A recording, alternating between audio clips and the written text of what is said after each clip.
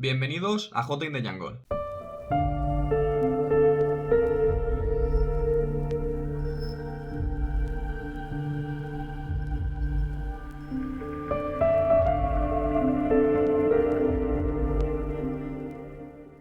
Hoy os traigo la historia de Fritz Honka, el más conocido como el descuartizador de San Pauli. Y para empezar y entender un poco más a este personaje, creo que deberíamos empezar como con cada psicópata por su pasado, por su infancia. Él nació en el 1935 en Leipzig, a punto de empezar la Segunda Guerra Mundial. Era el tercero de 10 hermanos, que es bastante, y más en esa época. Cuando estalló la Segunda Guerra Mundial, os explico lo de la Segunda Guerra Mundial porque tiene mucho que ver en esta historia. Su padre trabajaba en un astillero. Y era bastante adicto al alcohol. No borracho al principio, pero fue empeorando con el tiempo. Hasta que la situación se hacía insoportable. Además de esto, tenía creencias comunistas. Por lo tanto, cuando estalló la Guerra Mundial, la Europa nazi y demás, capturaron a toda su familia por culpa de las creencias de su padre. Capturaron a todos sus hermanos, a toda su familia, y lo metieron en un campo de concentración. Allí pasaron unos años hasta que llegó el ejército ruso y los liberó. En ese momento, la madre se separó del padre, se marchó, desentendiéndose de todos los hijos, y entró en problemas económicos.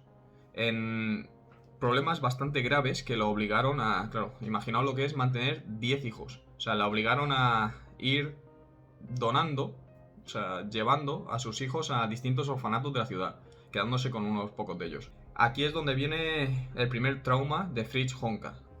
Él se ve solo, siendo un niño, pasando de un campo de concentración a un orfanato directamente. Si sus padres ya han tenido una vida bastante dura, pero aquí no acaba la historia. Durante el orfanato su estancia es normal, es un chico normal que le cuesta relacionarse, sobre todo con las mujeres, algo tímido, hasta que finalmente sale de allí y consigue establecer una relación bastante seria con una chica.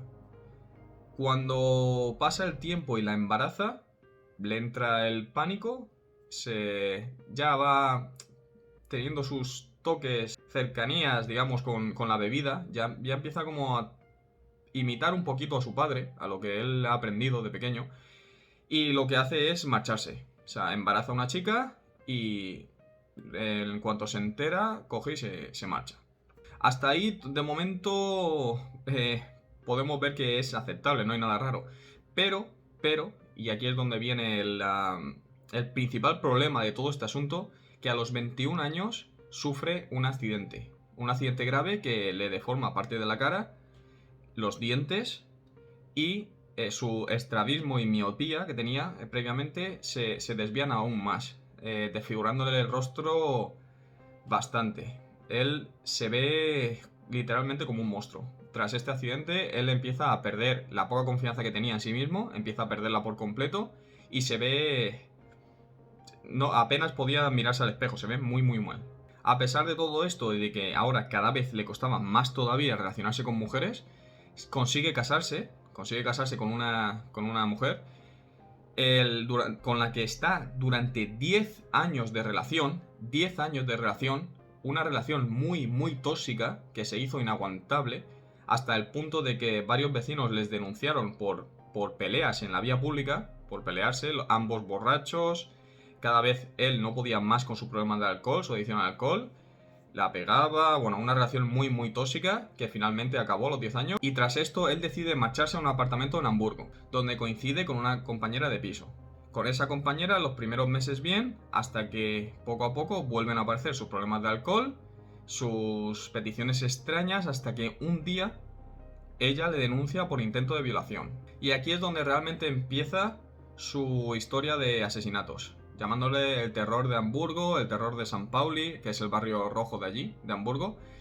Él empieza a contratar a prostitutas, cada cual más extraña.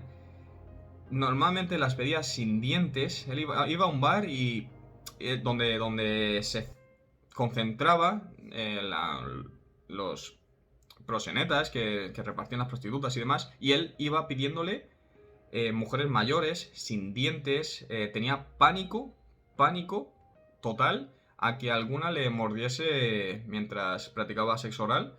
Por lo tanto, ya os imaginéis el tipo de mujer que buscaba. Sobre todo hay que insistir en que buscaba personas mayores. En 1970 es cuando comete su primer asesinato. Contrata a una de estas prostitutas, como he dicho anteriormente, de mayores, sin dientes, la lleva a su apartamento y una vez allí, tras un ataque de rabia, posiblemente por su borrachera, acaba estrangulándola, llegándole incluso a partir huesos.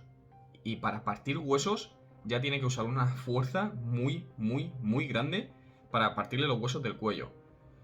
Tras esto, él, en lugar de ponerse nervioso, llamar a la policía, como haría cualquier persona que acaba de cometer un asesinato, él ya muestra la típica frialdad de los asesinos.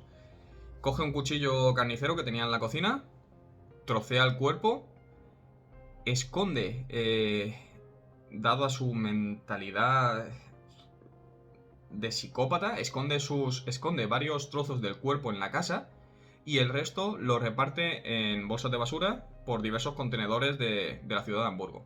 La policía, por supuesto, encontró esos cadáveres, pero no supo ni identificar a la víctima. Estamos hablando de los 70, o sea, de los 70 que no había tanta tecnología como ahora, de tanto avance.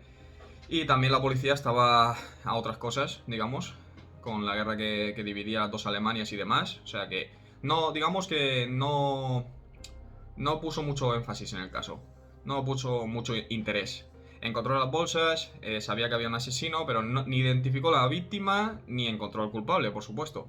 Lo curioso de Fritz es que, a diferencia de otros psicópatas, él no sintió esa necesidad de volver a matar. No sintió... como que no quería más. Él tardó, y esto es raro en un psicópata, tardó 4 años en volver a cometer un asesinato. 4 años en los que estuvo alejado bueno, seguía manteniendo relaciones sexuales con prostitutas y demás, pero 4 años que no mataba.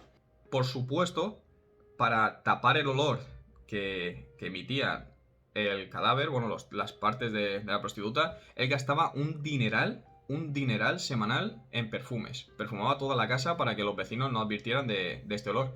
En ese momento, 4 años después, en 1974, es cuando vuelve a contratar a una prostituta, la lleva a su piso y cuando están a punto de mantener relaciones sexuales, ella, al ver que él no podía mantener relaciones sexuales, se ríe. Suelta una ligera sonrisa. Hablamos de lo mismo, una mujer mayor, con pocos dientes. A ver si encuentro la foto y yo la puedo poner por aquí, porque están las fotos. Esto todo es a raíz de un juicio y demás, que él confesó, se sabe las víctimas, o sea, las fotos están.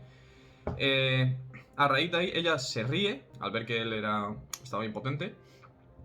Y él, cabreado, con una rabia increíble, la estrangula. Usa el mismo método que utilizó la primera vez, que vio que le salió bien, que funcionó. La estrangula y hace exactamente lo mismo, salvo que esta vez, cuando la trocea, deja todo el cuerpo escondido por diversos rincones de la casa. Siempre utilizaba el mismo cuchillo, claro, lo usaba a modo de ritual o no sé, era su arma preferida, el mismo cuchillo de carnicero. Tras esto, sí que empezó a ver algo más de psicópata y ya empezó a repetir la acción. Tras esto, es cuando sí que de verdad se vio el Fritz Honka de psicópata repitiendo la acción en 2 meses, los 2 meses siguientes a 2 mujeres más, en total a 4 mujeres, ya llevamos 4, y escondiéndolos encima del techo, en el rinconcito que hay entre el techo y el piso superior. Pero imaginaos el olor que debía hacer en esa casa y la cantidad de perfume que tenía que utilizar para camuflar todo este olor. Además de esto, poneros en situación de que su casa la tenía forrada por completo de pósters de chicas, de actrices porno, todas las paredes. O sea, eso es lo que encontraba una persona al entrar. Imaginaos lo que encontraban las prostitutas al entrar. Todo forrado de carteles de actrices porno, muñecas con los que jugaban las niñas, unas muñecas de tamaño así, digamos, de juguete, todo lleno, vamos, lo que tendría un pervertido, no sé. De hecho, muchas de las prostitutas querían darse la vuelta, o sea, no querían participar, o sea, querían devolverle el dinero y no participar en los juegos que le proponía este hombre. Finalmente, el olor fue tan intenso que los vecinos decidieron llamar a la policía. Tenían un vecino borracho que la liaba por las noches, gritaba, se escuchaban golpes y que además de venir borracho a diario, de su casa desprendía un olor a muerto, literalmente, a muerto. Por supuesto, contactan con la policía y la policía, lógicamente, decide no hacer nada. Lo que os digo de la Guerra Fría en Alemania y demás, pues decide ni siquiera ir al piso, o sea, ni siquiera visitarle. No presta atención a la llamada de los vecinos. Y aquí es donde viene una de las casualidades de la vida y por lo que pillaron a Fritz Honka. Y es que uno de esos días se produjo un pequeño incendio en su apartamento en el que tuvieron que llegar los bomberos y cuando llegaron los bomberos, una parte del techo se cayó. Al caerse una parte de la escayola del techo, cayeron bolsas de basura llenas. Imaginó la situación y lo que vio el bombero en ese momento. Cuando vio que de las bolsas de basura salían manos, piernas, extremidades, salían partes del cuerpo. O sea, imaginaos la situación. Entonces, claro, por supuesto que el bombero llamó a la policía y la policía arrestó a Fritz Honka. En el primer momento del arresto, él se describió como Jack el Destripador y dijo simplemente que las había matado porque habían tenido sexo con él. Ya en el juicio se le veía una persona inestable, pero no con tanto problema mental como parecía. Él decía las cosas muy seguro, las que quería confesar, por supuesto. Dejó entrever que había muchas más mujeres, que no eran solo 4, y eso también daba la razón a la policía, ya que muchos de los trozos que encontraron no correspondían a ninguno de los cuerpos ni a las mujeres que había descrito. Por lo tanto, es posible que en lugar de 4 fueran unas cuantas más. Él se mostraba frío pero seguro de sus palabras. No tenía ningún tic nervioso, él era bastante metódico en lo que iba contando. Sin embargo, el juez sí consideró que tenía una enfermedad mental añadida por su adicción al alcohol. Por lo tanto, lo condenó a, esto quizá os sorprenda, pero lo condenó a solo 15 años de internamiento en un centro psiquiátrico. No pisó la cárcel y fue condenado a solo 15 únicos años de internamiento. Por supuesto, tras pasar 15 años, quedó libre, quedó en libertad, aunque parezca mentira, quedó en libertad, y cambió de nombre, llamado Peter Jensen, viviendo en una residencia hasta el día de su muerte, a causa de un ataque al corazón, que por supuesto, de la cantidad de alcohol y tabaco que bebió y fumó durante toda su vida, incluso en la residencia donde había estado. O sea, todos sabemos, y más en esa época, que se permite beber, se permite fumar, y él no paró hasta el día de su muerte. Ahora vamos con mi opinión personal. Hay muchas versiones de esta historia. También hay una película en la que han agrandado para nivel audiovisual, para captar más al espectador, han agrandado muchísimo la historia. Pero esta es una de las versiones oficiales que se sostienen. Para mí, tengo una reflexión y hay dos cosas que me sorprenden de este caso. Una es que tardase 4 años en matar y la otra, que tan solo fuera condenado a 15 años. Aunque fuera en un hospital psiquiátrico, yo, en mi opinión, este hombre no debería haber salido de allí. Y la reflexión es que siempre hemos visto que las personas que han sido liberadas de un campo de concentración han sido buenas, han sido amables, tranquilos y demás, contentos de haber tenido una segunda oportunidad. Y en este caso vemos que es totalmente distinto, que no solo hay personas buenas que salieron de un campo de concentración. Así que eso es uno de los datos que me parece muy curioso en esta historia. Y sinceramente espero que os haya gustado. Si es así y queréis que continúe con esta sección, dale a like. Como siempre digo, suscribíos si no lo estáis y compartir, que siempre ayuda al canal. ¡Chao!